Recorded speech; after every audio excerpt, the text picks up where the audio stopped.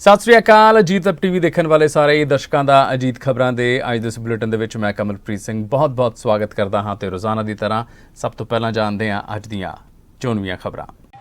ਨਵਜੋਤ ਸਿੰਘ ਸਿੱਧੂ ਨੇ ਕਿਹਾ ਖੇਤੀ ਕਾਨੂੰਨਾਂ ਦੀ ਨੀਂਹ ਬਾਦਲਾਂ ਨੇ ਰੱਖੀ। ਗੁਰਦਾਸ ਮਾਨ ਨੂੰ ਧਾਰਮਿਕ ਭਾਵਨਾਵਾਂ ਨੂੰ ਠੇਸ ਪਹੁੰਚਾਉਣ ਦੇ ਮਾਮਲੇ 'ਚ ਮਿਲੀ ਅਗਾਊਂ ਜ਼ਮਾਨਤ। ਸੁਖਜਿੰਦਰ ਸਿੰਘ ਰੰਧਾਵਾ ਨੇ ਕਿਹਾ ਬੋਲਣ ਤੋਂ ਪਹਿਲਾਂ ਧਨਖੜ ਇਤਿਹਾਸ ਦੇਖ ਲੈਣ ਕਿ ਕਿਸ ਨੇ ਦਿੱਤੀਆਂ ਸਭ ਤੋਂ ਵੱਧ ਕੁਰਬਾਨੀਆਂ। ਭੱਟ ਮਿਲਾਪ ਦਿਵਸ ਮੌਕੇ ਸ਼੍ਰੀ ਮੰਜੀ ਸਾਹਿਬ ਵਿਖੇ ਕਰਵਾਇਆ ਗੁਰਮਤਿ ਸਮਾਗਮ ਅਤੇ ਸੋਡਲ ਮੇਲੇ ਲਈ ਰੂਟ ਪਲਾਨ ਜਾਰੀ। ਸੰਗਤਾਂ ਦੀ ਸੁਰੱਖਿਆ ਲਈ 1000 ਪੁਲਿਸ ਮੁਲਾਜ਼ਮ ਰਹਿਣਗੇ ਤਾਇਨਾਤ। ਤੇ ਹੁਣ ਇਹਨਾਂ ਖਬਰਾਂ ਦਾ ਵਿਸਥਾਰ ਤੇ ਬਾਕੀ ਦੀਆਂ ਅਹਿਮ ਖਬਰਾਂ ਦੀ ਜਾਣਕਾਰੀ।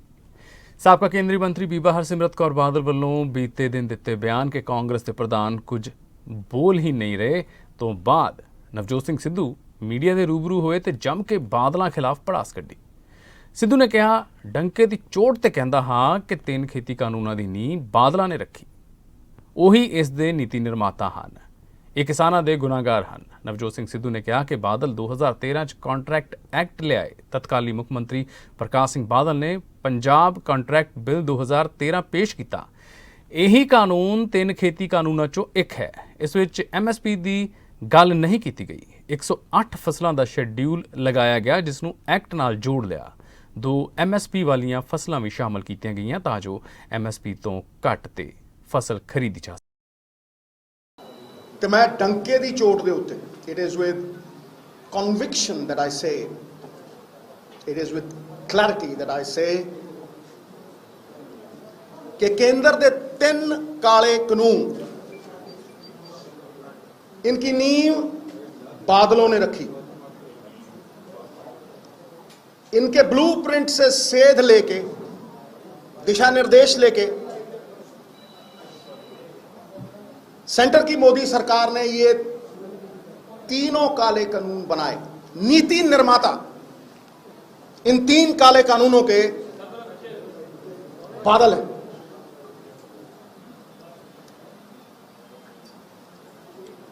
ਅੱਜ ਸੱਚ ਸਾਰਿਆਂ ਦੇ ਸਾਹਮਣੇ ਰੱਖੂੰ ਤੇ ਪਤਾ ਲੱਗ ਜੂ ਕਿ ਕਿਸਾਨਾਂ ਦਾ ਗੁਨਾਹਗਾਰ ਅਸਲ ਦੇ ਵਿੱਚ ਕੌਣ। ਤੇ ਇਹ ਵੀ ਪਤਾ ਲੱਗ ਜੂ ਕਿ ਪਰਦੇ ਦੇ ਪਿੱਛੇ ਗੇਮ ਕੀ ਚੱਲਦੀ ਸੀ ਤੇ ਅੱਜ ਪਰਦਾ ਫਾਸ਼ ਵੀ ਕਰੇ। ਮੈਂ ਕਿਉਂ ਕਹਿਣਾ ਕਿ ਇਹ ਜਨਕ ਨੇ। ਇਹਨਾਂ ਨੇ ਬਿੱਲ ਆਇਆ ਇਹਨਾਂ ਕਾਲੇ ਕਾਨੂੰਨਾਂ ਦਾ। ਇਹ ਇਹਨਾਂ ਦਾ ਆਈਡੀਆ ਸੀ ਔਰ ਕੇਂਦਰ ਦੀ ਮੋਦੀ ਸਰਕਾਰ ਕੋਲ ਇਹੀ ਲੈ ਕੇ ਗਏ।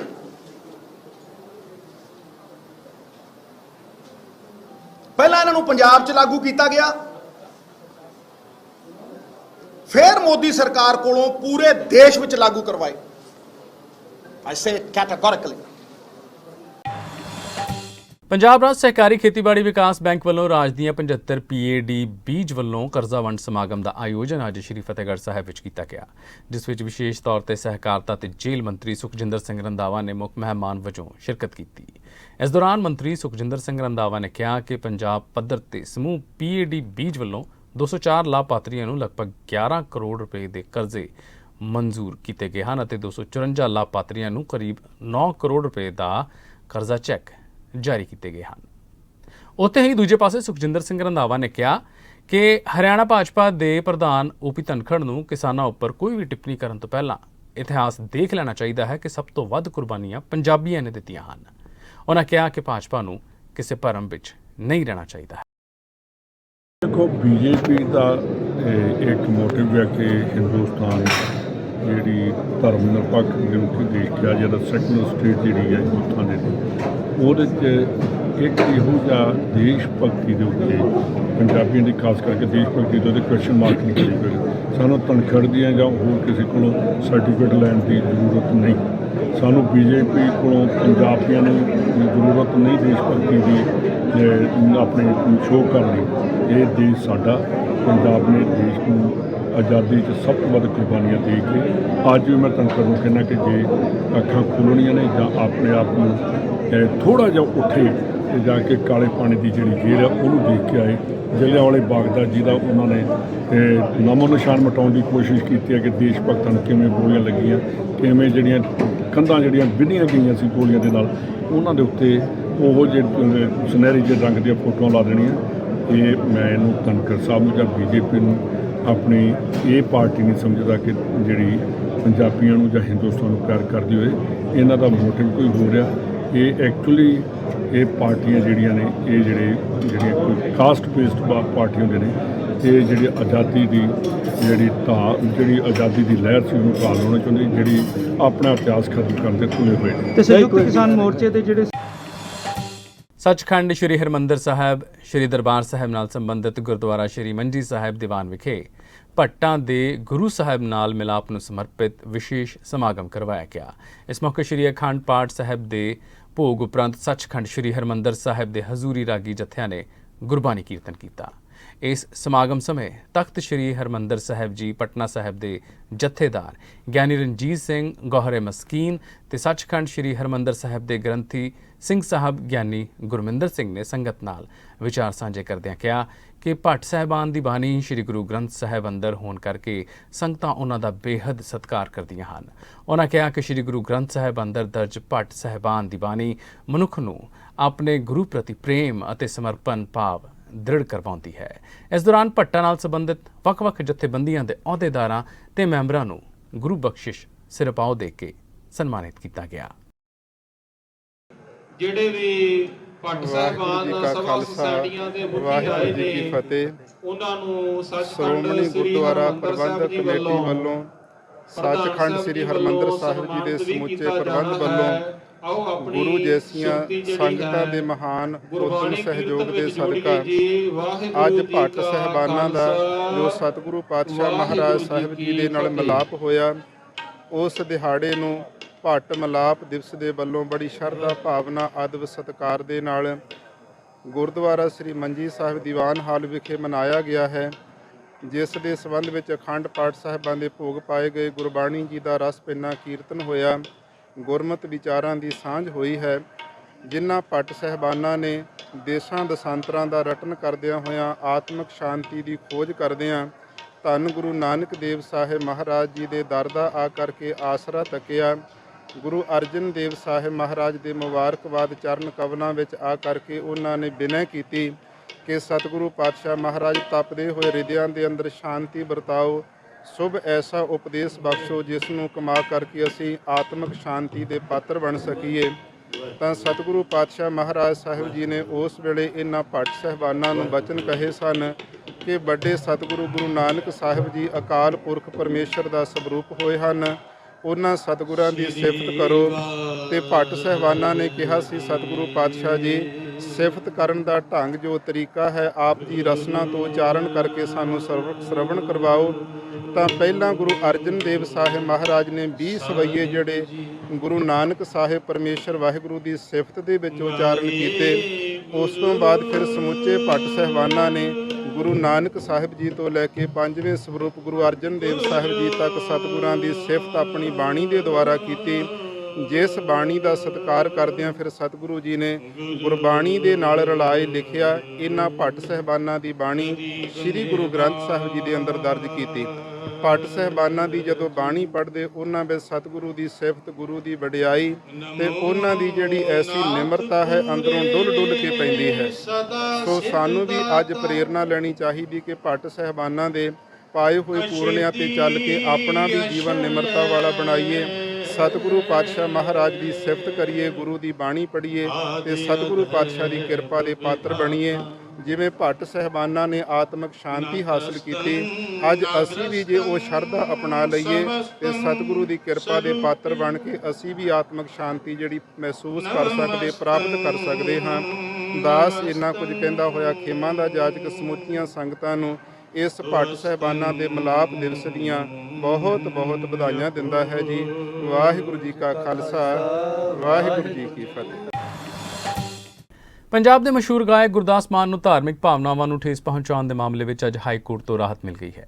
ਗੁਰਦਾਸ ਮਾਨ ਨੂੰ ਪੰਜਾਬ ਅਤੇ ਹਰਿਆਣਾ ਹਾਈ ਕੋਰਟ ਨੇ ਅਗਾਊਂ ਜ਼ਮਾਨਤ ਦਿੰਦਿਆਂ ਪੰਜਾਬ ਸਰਕਾਰ ਨੂੰ ਨੋਟਿਸ ਜਾਰੀ ਕੀਤਾ ਹੈ ਅਤੇ 1 ਹਫ਼ਤੇ ਵਿੱਚ ਇਨਵੈਸਟੀਗੇਸ਼ਨ ਜੁਆਇਨ ਕਰਨ ਦੇ ਹਾਈ ਕੋਰਟ ਵੱਲੋਂ ਹੁਕਮ ਦਿੱਤੇ ਗਏ ਹਨ। ਇਸ ਤੋਂ ਪਹਿਲਾਂ ਇਸ ਮਾਮਲੇ ਵਿੱਚ ਗੁਰਦਾਸ ਮਾਨ ਨੇ ਜਲੰਧਰ ਦੀ ਜ਼ਿਲ੍ਹਾ ਅਦਾਲਤ ਵਿੱਚ ਅਗਾਊਂ ਜ਼ਮਾਨਤ ਲਈ ਪਟੀਸ਼ਨ ਦਾਇਰ ਕੀਤੀ ਸੀ, ਜਿਸ ਨੂੰ ਅਦਾਲਤ ਨੇ 8 ਸਤੰਬਰ ਨੂੰ ਖਾਰਜ ਕਰ ਦਿੱਤਾ ਸੀ। ਜ਼ਿਲ੍ਹਾ ਅਦਾਲਤ ਤੋਂ ਪਟੀਸ਼ਨ ਖਾਰਜ ਹੋਣ ਤੋਂ ਬਾਅਦ ਹੁਣ ਗੁਰਦਾਸ ਮਾਨ ਨੇ ਹਾਈ ਕੋਰਟ 'ਚ ਪਟੀਸ਼ਨ ਦਾਇਰ ਕਰਕੇ ਅਗਾਊਂ ਜ਼ਮਾਨਤ ਦਿੱਤੇ ਜਾਣ ਦੀ ਅਪੀਲ ਕੀਤੀ ਸੀ। ਸ਼੍ਰੀ ਸਿੱਧ ਬਾਬਾ ਸੋਡਲ ਦਾ ਮੇਲਾ 19 ਸਤੰਬਰ ਨੂੰ ਬੜੀ ਹੀ ਧੂਮਧਾਮ ਦੇ ਨਾਲ ਮਨਾਇਆ ਜਾ ਰਿਹਾ ਹੈ। ਮੇਲੇ ਨੂੰ ਲੈ ਕੇ ਜਲੰਧਰ ਪ੍ਰਸ਼ਾਸਨ ਵੱਲੋਂ ਵੀ ਚੌਕਸੀ ਵਰਤੀ ਜਾ ਰਹੀ ਹੈ। ਇਸ ਸੰਬੰਧੀ ਜਲੰਧਰ ਟ੍ਰੈਫਿਕ ਪੁਲਿਸ ਵੱਲੋਂ ਰੂਟ ਪਲਾਨ ਜਾਰੀ ਕੀਤਾ ਗਿਆ ਹੈ। ਪੁਲਿਸ ਕਮਿਸ਼ਨਰ ਸੁਖਚੈਨ ਸਿੰਘ ਗਿੱਲ ਨੇ ਸੋਡਲ ਮੇਲੇ 'ਚ ਟ੍ਰੈਫਿਕ ਵਿਵਸਥਾ ਦੀ ਜ਼ਿੰਮੇਵਾਰੀ ਡੀਸੀਪੀ ਟ੍ਰੈਫਿਕ ਨਰੇਸ਼ ਡੋਗਰਾ ਅਤੇ ਏਡੀਸੀਪੀ ਟ੍ਰੈਫਿਕ ਗਗਨੇਸ਼ ਕੁਮਾਰ ਨੂੰ ਸੌਂਪੀ ਹੈ। ਏਡੀਸੀਪੀ ਟ੍ਰੈਫਿਕ ਗਗਨੇਸ਼ ਕੁਮਾਰ ਨੇ ਦੱਸਿਆ ਕਿ ਟ੍ਰੈਫਿਕ ਪੁਲਿਸ ਵੱਲੋਂ ਰੂਟ ਪਲਾਨ ਜਾਰੀ ਕਰ ਦਿੱਤਾ ਗਿਆ ਹੈ, ਜਿਸ ਤਹਿਤ ਮੇਲਾ ਮਾਰਗ ਨਾਲ ਸੰਬੰਧਿਤ ਸਾਰੇ ਰਸਤਿਆਂ ਨੂੰ ਟ੍ਰੈਫਿਕ ਪੁਲਿਸ ਵੱਲੋਂ ਬੰਦ ਕਰ ਦਿੱਤਾ ਜਾਵੇਗਾ ਤਾਂ ਜੋ ਸ਼ਰਧਾਲੂਆਂ ਨੂੰ ਕਿਸੇ ਮੁਸ਼ਕਲ ਦਾ ਸਾਹਮਣਾ ਨਾ ਕਰਨਾ ਪਵੇ। ਇਹਨਾਂ ਨੇ ਪ੍ਰੋਪਰ ਮੈਪ ਬਣਾਇਆ ਕਿਹੜੇ ਪਾਸੇ ਤੋਂ ਸੰਗਤ ਨੇ ਆਉਣਾ ਔਰ ਉਹਨਾਂ ਨੂੰ ਆਉਣ ਜਾਣ ਦੇ ਵਿੱਚ ਕੋਈ ਪਰੇਸ਼ਾਨੀ ਨਾ ਹੋਵੇ। ਇਸੇ ਤਰ੍ਹਾਂ ਇਸ ਪਾਰਟਿਕੂਲਰ ਜਗ੍ਹਾ ਦੇ ਉੱਤੇ ਗੇਟ ਦੇ ਉੱਤੇ ਜਿਹੜੀ ਸਿਕਿਉਰਿਟੀ ਲੱਗੇਗੀ ਉਹਦੇ 'ਚ ਵੀ ਕੁਝ ਮੁੱਦੇ ਜਿਹੜੇ ਲੋਕਲ ਜਿਹੜਾ ਪ੍ਰਸ਼ਾਸਨ ਮੰਦਰ ਦਾ ਉਹਨਾਂ ਨੇ ਉਠਾਏ ਸੀਗੇ, ਉਹਨਾਂ 'ਤੇ ਵੀ ਅਸੀਂ ਪੂਰਾ ਬਰੀਫ ਕਰ ਦਿੱਤਾ ਔਰ ਵਧੀਆ ਸੁਰੱਖਿਆ ਦੇ ਔਰ ਟ੍ਰੈਫਿਕ ਦੇ ਪ੍ਰਬੰਧ ਹੋਣਗੇ। ਇਸ ਤੋਂ ਇਲਾਵਾ ਜਿਹੜਾ ਕੋਵਿਡ ਦੀਆਂ ਗਾਈਡਲਾਈਨਸ ਦੇ ਮੱਦੇਨਜ਼ਰ ਪ੍ਰਸ਼ਾਸਨ ਵੱਲੋਂ ਇਹ ਫੈਸਲਾ ਲਿਆ ਗਿਆ ਸੀਗਾ ਕਿ ਭਗੂੜੇ ਔਰ ਸਟਾਲ ਜਿਹੜੇ ਨੇ ਵੱਡੇ ਸਟਾਲ ਉਹ ਨਹੀਂ ਲੱਗਣਗੇ ਔਰ ਲੰਗਰ ਜਿਹੜਾ ਮੰਦਿਰ ਦੇ ਪ੍ਰੈਮਿਸਿਸ ਦੇ ਅੰਦਰ ਅਲਾਉਡ ਹੋਏਗਾ, ਬਾਹਰ ਵਾਲੇ ਲੰਗਰ ਜਿਹੜੇ ਉਹ ਇਸ ਵੇਲੇ ਨਹੀਂ ਲਗਾਏ ਜਾ ਰਹੇ। ਉਹ ਸਾਰਿਆਂ ਨੇ ਇਕਜੁੱਟ ਹੋ ਕੇ ਉਹਦੇ 'ਤੇ ਆਪਣੀ ਹਾਮੀ ਭਰੀ ਹੈ ਕਿਉਂਕਿ ਕੋਵਿਡ ਦੀਆਂ ਗਾਈਡਲਾਈਨਸ ਅਜੇ ਵੀ ਤਿਉਹਾਰਾਂ ਤੱਕ ਜਿਹੜੀਆਂ ਨੇ ਜਾਰੀ ਨੇ ਔਰ ਉਹਦਾ ਜਿਹੜਾ ਹੈ ਪੂਰਾ ਪਾਲਣਾ ਕੀਤੀ ਜਾਏਗੀ।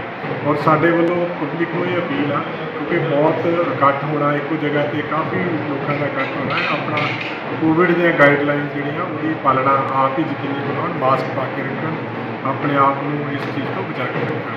ਸੋ ਪੂਰਾ ਸਹਿਯੋਗ ਦਿੱਤਾ ਜਾ ਰਿਹਾ। ਜਿਹੜੀ ਮੰਦਿਰ ਦੀ ਕਮੇਟੀ ਆ ਉਹਨਾਂ ਦੇ ਜਿੰਨੇ ਪ੍ਰਬੰਧਕ ਨੇ ਉਹਨਾਂ ਵੱਲੋਂ ਪ੍ਰਸ਼ਾਸਨ ਨੂੰ ਪੂਰਾ ਸਹਿਯੋਗ ਦਿੱਤਾ ਜਾ ਰਿਹਾ ਔਰ ਪੁਲਿਸ ਪ੍ਰਸ਼ਾਸਨ ਔਰ ਪ੍ਰਸ਼ਾਸਨ ਵੱਲੋਂ ਵੀ ਅਸੀਂ ਪੂਰਾ ਉਹਨਾਂ ਨੂੰ ਵਿਸ਼ਵਾਸ ਦਿਵਾਉਂਦੇ ਹਾਂ ਕਿ ਬਹੁਤ ਵਧੀਆ ਪ੍ਰਬੰਧ ਹੋਣਗੇ। ਜਿੱਥੇ ਕਿਤੇ ਕੋਈ ਦਿੱਕਤ ਕਿਸੇ ਨੂੰ ਆਵੇ 24 ਘੰਟੇ ਅਸੀਂ ਹਾਜ਼ਰ ਹਾਂ। ਕੋਈ ਵੀ ਜੇ ਮੇਰੇ ਆਫਿਸਰ ਨਾਲ ਸੰਪਰਕ ਕਰ ਸਕਦਾ, ਮੇਰੇ ਨਾਲ ਸੰਪਰਕ ਕਰ ਸਕਦਾ, ਕਿਸੇ ਕਿਸਮ ਦੀ ਦਿੱਕਤ ਨਹੀਂ ਆਉਣੀ ਚਾਹੀਦੀ ਸੰਗਤ ਨੂੰ, ਕਿਸੇ ਵੀ ਤਰ੍ਹਾਂ ਦੀ। ਸਰ ਮੇਲੇ ਪਰਿਸਰ ਦੇ ਵਿੱਚ ਇਸ ਵਾਰ ਝੂਲੇ ਔਰ ਦੁਕਾਨਾਂ ਦਾ ਕੀ ਉਹਦੇ ਵਿੱਚ ਝੂਲੇ ਤੇ ਦੁਕਾਨਾਂ ਜਿਹੜੀਆਂ ਨੇ ਉਹ ਕੋਵਿਡ ਦੇ ਮੱਦੇਨਜ਼ਰ ਇਸ ਵਾਰੀ ਬੰਦ ਰੱਖੀਆਂ ਗਈਆਂ। ਸਰ ਇਸ ਮੇਲੇ ਦੇ ਵਿੱਚ ਭਗਤਾਂ ਦੀ ਸੁਰੱਖਿਆ ਵਾਸਤੇ ਕਿੰਨੇ ਕੁ ਕਰਮਚਾਰੀ ਲਗਾਏ ਗਏ? ਕਰੀਬ 1000 ਦੇ ਆਸ-ਪਾਸ ਫੋਰਸ ਲਗਾਈ ਗਈ ਹੈ ਜਿਹਦੇ 2 ਸ਼ਿਫਟ ਦੇ ਵਿੱਚ ਕੰਮ ਕਰੇਗੀ, ਜਿਹੜੀ 8 ਤੋਂ ਸਵੇਰ ਦੇ 8 ਵਜੇ ਤੋਂ ਰਾਤ ਦੇ 8 ਵਜੇ, ਫਿਰ ਰਾਤ ਦੇ 8 ਵਜੇ ਤੋਂ ਲੈ ਕੇ ਸਵੇਰ ਦੇ 8 ਵਜੇ। ਜਿਸ ਤਰ੍ਹਾਂ ਜੇ ਕੋਈ ਕਿਸੇ ਵੀ ਸਟੇਜ ਦੇ ਉੱਤੇ ਕੋਈ ਇਲਾਜ ਕਰਨ ਦੀ ਜ਼ਰੂਰਤ ਹੋਏਗੀ ਉਹ ਵੀ ਕੀਤੀ ਜਾਏਗੀ। ਜਿਸ ਤਰ੍ਹਾਂ ਸਰ ਵਾਰਦਾਤਾਂ ਵੱਧ ਰਹੀਆਂ ਉਹਦੇ ਵਿੱਚ ਕਿਆ ਸਿਵਲ ਦੇ ਵਿੱਚ ਵੀ ਲਗਾਏ ਜਾ ਰਹੇ ਮੁਲਾਜ਼ਮ? ਸਾਰੇ ਲਾਵਾਂਗੇ ਜੀ, ਸਰਵੇਲੈਂਸ ਟੀਮਸ ਲਗਾਵਾਂਗੇ, ਅੰਦਰ ਵੀ ਲਗਾਵਾਂਗੇ ਕਿਉਂਕਿ ਇਹੋ ਜਿਹੀ ਜਗ੍ਹਾ 'ਤੇ ਕਈ ਵਾਰੀ ਆਪਾਂ ਦੇਖਿਆ ਪਾਕਟ ਮਾਰ ਜਾਂ ਕੋਈ ਮੋਬਾਈਲ 'ਚੋਂ ਉਹ ਵੀ ਚੀਜ਼ਾਂ ਆ ਜਾਂਦੀਆਂ। ਸੋ ਸਰਵੇਲੈਂਸ 'ਤੇ ਵੀ ਲਗਾਇਆ ਜਾਏਗਾ, ਸਿਵਲ ਦੇ ਵਿੱਚ ਵੀ ਲਗਾਏ ਜਾਣਗੇ ਤਾਂ ਜੋ ਇਹ ਜਿਹੇ ਜਿਹੜੇ ਕੋਈ ਗਲਤ ਅੰਸਰ ਦੇ ਵਿੱਚ ਆਉਂਦੇ ਉਹਨਾਂ 'ਤੇ ਵੀ ਪੂਰਾ ਚੈੱਕ ਕਾਬੂ ਰੱਖਿਆ ਜਾਵੇ। ਯੂਪੀ 'ਚ ਵਿਧਾਨ ਸਭਾ ਚੋਣਾਂ ਨੂੰ ਲੈ ਕੇ ਸਿਆਸੀ ਮਾਹੌਲ ਗਰਮ ਹੈ। ਅਜਿਹੇ 'ਚ ਲੀਡਰਾਂ ਦੇ ਵਿੱਚ ਜ਼ੁਬਾਨੀ ਜੰਗ ਹੋਰ ਤੇਜ਼ ਹੋ ਗਈ ਹੈ। ਇਸ ਦਰਮਿਆਨ ਅੱਬਾ ਜਾਨ ਸ਼ਬਦ ਤੋਂ ਬਾਅਦ ਹੁਣ ਚੱਚਾ ਜਾਨ ਚਰਚਾ ਛਾਨ ਹੈ। ਭਾਰਤੀ ਕਿਸਾਨ ਯੂਨੀਅਨ ਦੇ ਬੁਲਾਰੇ ਰਾਕੇਸ਼ ਟਕੈਤ ਨੇ ਚੱਚਾ ਜਾਨ ਸ਼ਬਦ ਦਾ ਇਸਤੇਮਾਲ ਕੀਤਾ ਹੈ। ਟਕੈਤ ਨੇ AIMIM ਮੁਖੀ ਅਸਦੁਦੀਨ ਓਵੈਸੀ ਨੂੰ ਭਾਜਪਾ ਦਾ ਚਾਚਾ ਜਾਨ ਕਿਹਾ ਹੈ। ਦਰਅਸਲ ਟਕੈਤ ਬਾਗਪਤ 'ਚ ਇੱਕ ਸਭਾ ਨੂੰ ਸੰਬੋਧਨ ਕਰ ਰਹੇ ਸਨ। ਇਸ ਦੌਰਾਨ ਟਕੈਤ ਨੇ ਭਾਜਪਾ 'ਤੇ ਜ਼ਬਰਦਸਤ ਹਮਲਾ ਬੋਲਿਆ।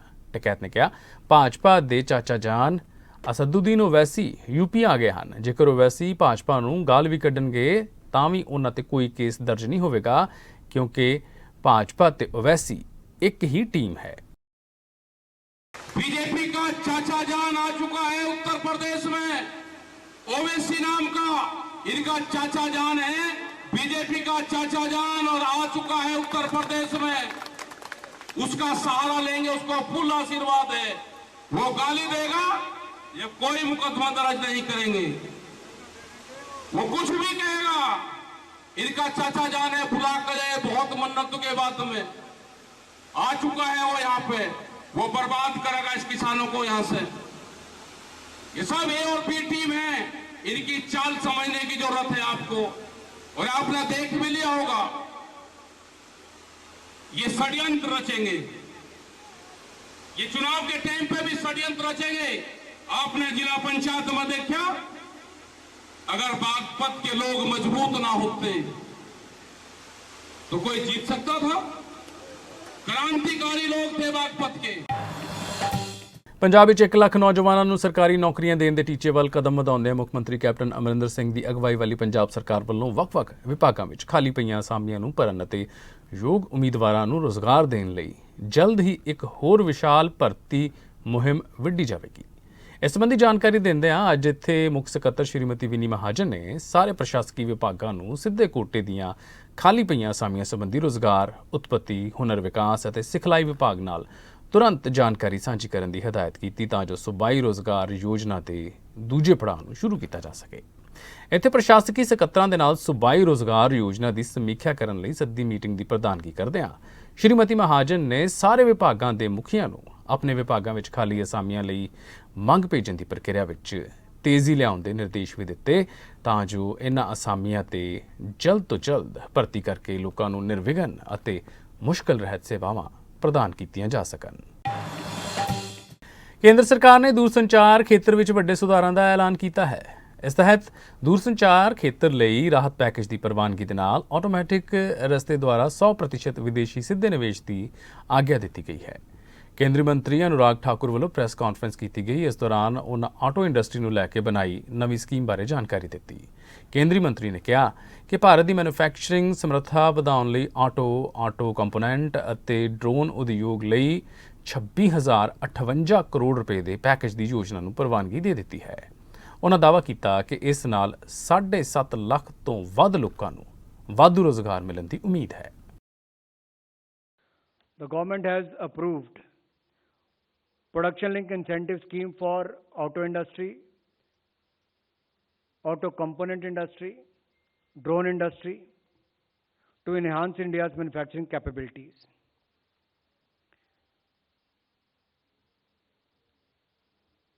और इस योजना में कुल मिलाकर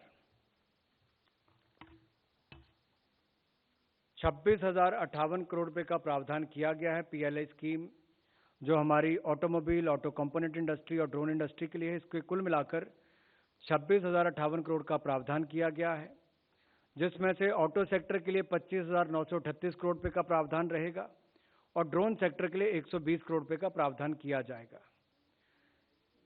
इस योजना से देश में एडवांस ऑटोमोबाइल व्हीकल्स और ऑटो कंपोनेंट्स और ड्रोन मैन्युफैक्चरिंग को काफ़ी निर्माण करने में बल मिलेगा और इन क्षेत्रों में चैंपियन इंडस्ट्रीज को विकसित करने का मार्ग भी प्रशस्त होगा। ਸ਼੍ਰੀ ਅਨੰਦਪੁਰ ਸਾਹਿਬ ਵਿਖੇ ਵਾਪਰੀ ਬੇਅਦਬੀ ਦੀ ਘਟਨਾ ਅਤੇ ਇਸ ਤੋਂ ਪਹਿਲਾਂ ਵੀ ਵਾਪਰੀਆਂ ਅਜਿਹੀਆਂ ਘਟਨਾਵਾਂ ਪਿੱਛੇ ਕੰਮ ਕਰ ਰਹੀਆਂ ਸ਼ਕਤੀਆਂ ਦਾ ਅਸਲ ਪਤਾ ਲਗਾਉਣ ਦੀ ਬਜਾਏ ਪੁਲਿਸ ਪ੍ਰਸ਼ਾਸਨ ਖਾਤਾ ਪੂਰਤੀ ਲਈ ਜਾਂਚ ਕਰਕੇ ਸਮੂਹ ਸੰਗਤਾਂ ਦੇ ਮਨਾਂ ਤੇ ਪਏ ਜ਼ਖਮਾਂ ਨੂੰ ਹੋਰ ਗਹਿਰਾ ਕਰ ਰਿਹਾ ਹੈ ਅਤੇ ਸਰਕਾਰ ਆਪਣੀ ਜ਼ਿੰਮੇਵਾਰੀ ਤੋਂ ਭੱਜ ਰਹੀ ਹੈ ਤੇ ਪੁਲਿਸ ਪ੍ਰਸ਼ਾਸਨ ਆਪਣੀ ਤਾਕਤ ਗੁਆ ਚੁੱਕਾ ਹੈ। ਇਹ ਦੋਸ਼ ਅੱਜ ਸ਼੍ਰੋਮਣੀ ਗੁਰਦੁਆਰਾ ਪ੍ਰਬੰਧਕ ਕਮੇਟੀ ਦੇ ਪ੍ਰਧਾਨ ਬੀਬੀ ਜਗੀਰ ਕੌਰ ਨੇ ਪੱਤਰਕਾਰਾਂ ਦੇ ਨਾਲ ਗੱਲਬਾਤ ਕਰਦਿਆਂ ਪੁਲਿਸ ਮਹਿਕਮੇ ਦੇ ਉੱਤੇ ਲਗਾਏ। ਉਹਨਾਂ ਕਿਹਾ ਕਿ ਪਿਛਲੇ ਸਮੇਂ ਤੋਂ ਲਗਾਤਾਰ ਬੇਅਦਬੀ ਦੀਆਂ ਵਾਪਰ ਰਹੀਆਂ ਘਟਨਾਵਾਂ ਦਾ ਸਰੂਪ ਇੱਕੋ ਜਿਹਾ ਹੈ ਅਤੇ ਇਹਨਾਂ ਘਟਨਾਵਾਂ ਦੇ ਦੋਸ਼ੀਆਂ ਦੇ ਤਾਰ ਵੀ ਸਿਰਸਾ ਵਾਲੇ ਡੇਰੇ ਦੇ ਨਾਲ ਜੁੜਦੇ ਹਨ। ਇੱਥੋਂ ਦੀ ਘਟਨਾ ਦੇ ਦੋਸ਼ੀ ਦੇ ਪਰਿਵਾਰਕ ਮੈਂਬਰ ਵੀ ਉਸੇ ਡੇਰੇ ਦੇ ਉਪਾਸਕ ਹਨ। ਉਹਨਾਂ ਮੰਗ ਕੀਤੀ ਕਿ ਸਰਕਾਰ ਅਤੇ ਪੁਲਿਸ ਪ੍ਰਸ਼ਾਸਨ ਨੂੰ ਉਸ ਏਜੰਸੀ ਅਤੇ ਸੰਸਥਾ ਦਾ ਪਤਾ ਲਗਾਉਣਾ ਚਾਹੀਦਾ ਹੈ ਜਿਹੜੀ ਇਹਨਾਂ ਘਟਨਾਵਾਂ ਦੀ ਮੁੱਖ ਸਾਜ਼ਿਸ਼ ਕਰਤਾ ਹੈ। ਦੇਖੋ ਅਸੀਂ ਨਾ ਤੇ ਮੈਂ ਮੀਡੀਆ ਕਰਕੇ ਇਹ ਗੱਲ ਕਹਿ ਰਹੀ ਕਿ ਮੀਡੀਆ 'ਚ ਮੈਂ ਬੜਾ ਸੱਚਾ ਹੋਣਾ ਚਾਹੁੰਦੀ ਹਾਂ ਜਾਂ ਕੀ ਹੈ, ਮੈਨੂੰ ਅੰਦਰੋਂ ਦੁੱਖ ਹੈ ਕਿ ਸਰਕਾਰ ਜਿਹੜੀ ਹੈ ਇਹ ਇਹਨਾਂ ਚੀਜ਼ਾਂ ਨੂੰ ਬੜੀ ਲਾਈਟਲੀ ਲੈਂਦੀ ਹੈ ਤੇ ਇਹ ਬਸ ਕਾਨੂੰਨ ਵੀ ਬਸ ਠੀਕ ਹੈ ਜੀ 295 ਲੱਗ ਗਈ ਹੈ, ਅਸੀਂ ਅੰਦਰ ਦੇਤਾ, ਬੰਦਾ ਜੀ ਆਪਣਾ ਫਰਜ਼ ਪੂਰਾ ਕਰ ਦਿੱਤਾ, ਅਸੀਂ ਕੁਝ ਕਰ ਨਹੀਂ ਸਕਦੇ ਕਿਉਂਕਿ ਅਸੀਂ ਕਤਲ ਨਹੀਂ ਕਰ ਸਕਦੇ, ਅਸੀਂ ਬੰਦਾ ਨਹੀਂ ਬੰਦੀ ਬਣਾ ਸਕਦੇ, ਅਸੀਂ ਕੁੱਟ ਕਟਾਪਾ ਨਹੀਂ ਕਰ ਸਕਦੇ, 3 ਡਿਗਰੀ 3rd ਡਿਗਰੀ ਦੇ ਨਾਲ ਅਸੀਂ ਇਨਵੈਸਟੀਗੇਸ਼ਨ ਨਹੀਂ ਕਰ ਸਕਦੇ, ਕਾਨੂੰਨ ਹੀ ਨਾ ਕੋਈ ਵੀ ਹੱਥ ਲੈਣਾ ਚਾਹੀਦਾ। ਸੋ ਤਕਲੀਫ ਇਹ ਹੈ ਕਿ ਸਰਕਾਰ ਨੂੰ ਉਹ ਏਜੰਸੀ ਲੱਭਣੀ ਚਾਹੀਦੀ ਹੈ ਜਿਹੜੇ ਇੱਦਾਂ ਦੇ ਪਾਗਲ ਬਣਾ ਕੇ, ਜਿਹਨਾਂ ਨੂੰ ਉਹ ਪਾਗਲ ਕਹਿੰਦੇ ਆ, ਜਿਨ੍ਹਾਂ ਨੂੰ ਇੰਨਾ ਕੋਟਾ ਲਵਾ ਕੇ ਕਿ ਅੱਗੇ ਤੁਰਦਾ ਹੀ ਨਹੀਂ ਕਿ ਮੈਂ ਕਰਤਾ, ਮੇਰਾ ਮਨ ਕਰਿਆ ਮੈਂ ਕਰਤਾ। ਹੁਣ ਇੱਥੇ ਆ ਕੇ ਕਿੱਥੇ ਰੁਕਦੀ ਹੈ ਗੱਲ? ਤੁਸੀਂ ਇਹ ਦੇਖੋ ਕਿ ਉਸ ਏਜੰਸੀ ਨੂੰ ਕਿੱਦਾਂ ਕੱਢਣਾ, ਨਾ ਤੁਸੀਂ ਕੱਢ ਸਕਦੇ ਤੇ ਨਾ ਮੈਂ ਕੱਢ ਸਕਦੀ। ਕੱਢ ਤੇ ਕੌਣ ਸਕਦਾ? ਸਰਕਾਰ ਹੀ ਕੱਢ ਸਕਦੀ। ਸਰਕਾਰਾਂ ਦੇ ਹੱਥ ਲੰਬੇ ਹੈ ਨਾ ਜੀ। ਕੋਈ ਇਨਵੈਸਟੀਗੇਸ਼ਨ ਦਿੱਲੀ ਸਰਕਾਰ ਹੋਵੇ ਜਾਂ ਪੰਜਾਬ ਸਰਕਾਰ ਹੋਵੇ ਜਾਂ ਕੋਈ ਸਟੇਟ ਦੀ ਸਰਕਾਰ ਹੋਵੇ, ਉਹੀ ਪ੍ਰਸ਼ਾਸਨ ਹੀ ਉਸ ਤਹਿ ਤੱਕ ਜਾ ਸਕਦਾ ਕਿ ਇਹਦਾ ਪਿੱਛਾ ਕਿੱਥੇ ਜੁੜਦਾ, ਉਹਦੀ ਵਾਈਫ ਕੀ ਕਰਦੀ ਹੈ, ਕਿਹਨੇ ਵਿਆਹ ਕਰਾਇਆ, ਕਿਹਨਾਂ ਨੇ ਕੀਤਾ, ਔਰ ਜਿੰਨੇ ਵੀ ਕੇਸ ਆ ਰਹੇ ਹੈ ਉਹ ਇਸੇ ਢੰਗ ਦੇ ਕਿਉਂ ਆ ਰਹੇ ਕਿ ਕਹਿ ਦੇਣਾ ਮੇਰਾ ਮਨ ਕਰਿਆ। ਸੋ ਇਹ ਤਕਲੀਫ ਹੈ ਜੀ, ਬਹੁਤ ਚਿੰਤਾ ਵੀ ਹੈ। ਪਰ ਮੈਂ ਸਾਰੇ ਸਿੱਖ ਕੌਮ ਨੂੰ ਬੇਨਤੀ ਕਰਾਂਗੀ ਕਿ ਆਪਸ ਵਿੱਚ ਉਲਝਣ ਦੀ ਬਜਾਏ, ਤਖਤਾਂ ਦੀ ਬਦਨਾਮੀ, ਗੁਦਾਮਾਂ ਦੀ ਬਦਨਾਮੀ ਕਰਨ ਦੀ ਬਜਾਏ ਚਿੰਤਾ ਇਹ ਕਰੋ ਕਿ ਕਿਹੜੀਆਂ ਏਜੰਸੀਆਂ ਨੇ, ਕਿਹੜੀਆਂ ਤਾਕਤਾਂ ਨੇ, ਕਿਹੜੀਆਂ ਸਰਕਾਰਾਂ ਨੇ, ਕਿਹੜੀਆਂ ਪਾਵਰਾਂ ਨੇ ਜਿਹੜੀਆਂ ਤੁਹਾਡੇ ਗੁਰੂ ਘਰਾਂ ਨੂੰ ਬਦਨਾਮ ਕਰਾਉਣਾ ਚਾਹੁੰਦੀਆਂ, ਤੁਹਾਡੇ ਗੁਰੂ ਘਰ ਦੀ ਬੇਅਦਬੀ ਕਰਾ ਕੇ ਤੁਹਾਨੂੰ ਆਪਸ ਵਿੱਚ ਲੜਾਉਣਾ ਚਾਹੁੰਦੀਆਂ। ਹਮੇਸ਼ਾ ਹੀ ਪਿਛਲੇ ਸਮੇਂ 'ਚ ਵੀ ਇਹੀ ਹੋਇਆ ਸੀ। ਜਿਉਂ ਇੱਕ ਤਾਂ ਸਿਆਸੀ ਢਾਂਚਾ ਇਸ ਤਰ੍ਹਾਂ ਦਾ ਹੋ ਗਿਆ ਕਿ ਲੋਕਾਂ ਨੇ ਇੱਕੋ ਗੱਲ ਫੜ ਲਈ ਹੈ ਕਿ ਧਾਰਮਿਕ ਤੌਰ 'ਤੇ ਵੀ ਉਹ ਸਿਆਸਤ ਵਿੱਚ ਵੜ ਕੇ ਬਹਿ ਜਾਂਦੇ। ਉਹ ਇਹ ਨਹੀਂ ਸੋਚਦੇ ਕਿ ਹੁਣ ਬੀਬੀ ਜਗੀਰ ਕੌਰ ਇੱਥੇ ਕੀ ਕਰੂਗੀ। ਬੀਬੀ ਜਗੀਰ ਕੌਰ ਤਾਂ ਕਹਿ ਨਹੀਂ ਸਕਦੀ ਵੀ ਕਿਸੇ ਨੂੰ ਅੰਦਰ ਨਾ ਜਾਣ ਦਿਓ, ਨਾ ਪ੍ਰਧਾਨ ਕਹਿ ਸਕਦਾ, ਨਾ ਸਾਡੇ ਸੇਵਾਦਾਰ ਕਹਿ ਸਕਦੇ, ਨਾ ਸਿੰਘ ਸਾਹਿਬ ਕਹਿ ਸਕਦੇ ਵੀ ਅੰਦਰ ਮੱਥਾ ਉਹੀ ਟੇਕੇਗਾ ਜਿਹਦੀ ਤਲਾਸ਼ੀ ਲਵਾਂਗੇ। ਗੁਰੂ ਘਰ ਖੁੱਲ੍ਹਾ, ਚਾਰੇ ਦਰਵਾਜ਼ੇ ਖੁੱਲ੍ਹੇ ਹੈ, ਕੋਈ ਆਵੇ ਰਾਜੀ ਜਾਵੇ। ਸੋ ਇਸ ਕਰਕੇ ਅੰਦਰਲੀ ਚਿੰਤਾ ਸਾਡੀ ਵੀ ਬਹੁਤ ਹੈ। ਸਾਰੇ ਅਸੀਂ ਬੈਠੇ ਮੈਂਬਰ ਸਾਹਿਬਾਨ ਅਸੀਂ ਚਿੰਤਾ ਕਰ ਰਹੇ ਸੀ ਵੀ ਇਹਨੂੰ ਠੱਲ ਕੌਣ ਪਾਏਗਾ। ਸ਼੍ਰੀ ਮੁਕਤਸਰ ਸਾਹਿਬ ਜ਼ਿਲ੍ਹੇ ਦੀ ਤਹਿਸੀਲ ਗਿੱਦੜਬਾਹਾ ਵਿੱਚ ਪੈਂਦੇ ਪਿੰਡ ਭੂੰਦੜ ਦੇ ਖੇਤਾਂ ਵਿੱਚ ਇੱਕ ਨੌਜਵਾਨ ਮੁੰਡੇ ਅਤੇ ਕੁੜੀ ਦੀ ਲਾਸ਼ ਮਿਲੀ ਹੈ। ਦੋਵੇਂ ਮ੍ਰਿਤਕਾਂ ਵੱਲੋਂ ਜ਼ਹਿਰੀਲੀ ਚੀਜ਼ ਨਿਕਲ ਕੇ ਖੁਦਕੁਸ਼ੀ ਕੀਤੀ ਗਈ ਹੈ। ਗਿੱਦੜਬਾਹਾ ਦੀ ਪੁਲਿਸ ਮੌਕੇ ਤੇ ਪਹੁੰਚ ਕੇ ਮਾਮਲੇ ਦੀ ਜਾਂਚ ਵਿੱਚ ਜੁਟ ਗਈ ਹੈ। ਪੁਲਿਸ ਅਧਿਕਾਰੀ ਨੇ ਦੱਸਿਆ ਕਿ ਲਾਸ਼ਾਂ ਕੋਲੋਂ ਇੱਕ ਸਪਰੇਅ ਦੀ ਸ਼ੀਸ਼ੀ ਮਿਲੀ ਹੈ। ਦੋਵਾਂ ਦੀਆਂ ਲਾਸ਼ਾਂ ਨੂੰ ਕਬਜ਼ੇ ਵਿੱਚ ਲੈ ਕੇ ਪੋਸਟਮਾਰਟਮ ਲਈ ਭੇਜਿਆ ਜਾ ਰਿਹਾ ਹੈ ਅਤੇ ਇਸ ਉਪਰੰਤ ਹੀ ਮੌਤ ਦੇ ਅਸਲ ਕਾਰਨਾਂ ਦਾ ਪਤਾ ਲੱਗ ਸਕੇਗਾ। ਮ੍ਰਿਤਕ ਲੜਕਾ ਪਿੰਡ ਲੰਗਿਆਣਾ ਜ਼ਿਲ੍ਹਾ ਮੋਗਾ ਦਾ ਵਾਸੀ ਹੈ ਅਤੇ ਲੜਕੀ ਦੀ ਅਜੇ ਤੱਕ ਪਹਿਚਾਣ ਨਹੀਂ ਹੋ ਸਕੀ। ਪੁਲਿਸ ਪ੍ਰੇਮ ਸੰਬੰਧਾਂ ਸਮੇਤ ਵੱਖ-ਵੱਖ ਪਹਿਲੂਆਂ ਤੇ ਜਾਂਚ ਕਰ ਰਹੀ ਹੈ ਅਤੇ ਜਾਂਚ ਤੋਂ ਬਾਅਦ ਸਾਰੀ ਗੱਲ ਸਾਹਮਣੇ ਆਵੇਗੀ। ਸਰ ਮਾਮਲਾ ਕੀ ਸਰ ਜਿਹੜੇ ਡੈਡ ਬॉडी ਮਿਲੀ ਤੋਂ ਸੁਬਾਹ ਸਰਪੰਚ ਵਿਲੇਜ ਭੁੰਦੜ ਤੋਂ ਫੋਨ ਮਸੂਲ ਹੋਇਆ ਥਾਣੇ ਕਿ ਇੱਕ ਜਵਾਰ ਦੇ ਵਿੱਚ ਇੱਕ ਲੜਕਾ ਇੱਕ ਲੜਕੀ ਉਹਨਾਂ ਦੀ ਡੈਡ ਬॉडी ਪਈ ਹੈ, ਕੋਲ ਸਪਰੇਅ ਦੀ ਸੀਸੀ ਪਈ ਹੈ ਤੇ ਪੁਲਿਸ ਪਾਰਟੀ ਮੌਕੇ ਤੇ ਆਈ ਹੈ, ਜਾਂਚ ਕਰ ਰਹੇ ਹਾਂ। ਆਇਡੈਂਟੀਫਾਈ ਹੋਇਆ ਇੱਕ ਕੋਈ ਲੰਗਿਆਣੇ ਵਿਲੇਜ ਦਾ ਹੈਗਾ ਸੁਖਪ੍ਰੀਤ ਸਿੰਘ। ਬਾਕੀ ਲੇਡੀ ਦੀ ਆਇਡੈਂਟੀਫਾਈ ਹੋਈ ਨਹੀਂ ਹੈਗੀ। ਫੈਮਿਲੀ ਨਾਲ ਤਾਲਮੇਲ ਕਰਕੇ ਉਹਨਾਂ ਨੂੰ ਸੰਪਰਕ ਕਰਦੇ ਹਾਂ, ਫਿਰ ਉਸ ਤੋਂ ਬਾਅਦ ਜੈਸੀ ਸੂਰਤ ਹੋਵੇਗੀ ਅਸੀਂ ਕਾਰਵਾਈ ਤੇ ਇਸ ਦੇ ਨਾਲ ਹੀ ਅਜੀਤ ਖਬਰਾਂ ਦਾ ਅੱਜ ਦਾ ਇਹ ਬੁਲੇਟਿਨ ਇੱਥੇ ਹੀ ਖਤਮ ਹੁੰਦਾ ਹੈ। ਕੱਲ ਤੁਹਾਡੀ ਖਿਦਮਤ ਦੇ ਵਿੱਚ ਤਾਜ਼ਾ ਤਰੀਨ ਖਬਰਾਂ ਦਾ ਇੱਕ ਹੋਰ ਬੁਲੇਟਿਨ ਲੈ ਕੇ ਅਸੀਂ ਫਿਰ ਹਾਜ਼ਰ ਹੋਵਾਂਗੇ। ਤਦ ਤੱਕ ਦੇ ਲਈ ਤੁਸੀਂ ਵੇਖਦੇ ਰਹੋ ਅਜੀਤ ਵੈਬ TV।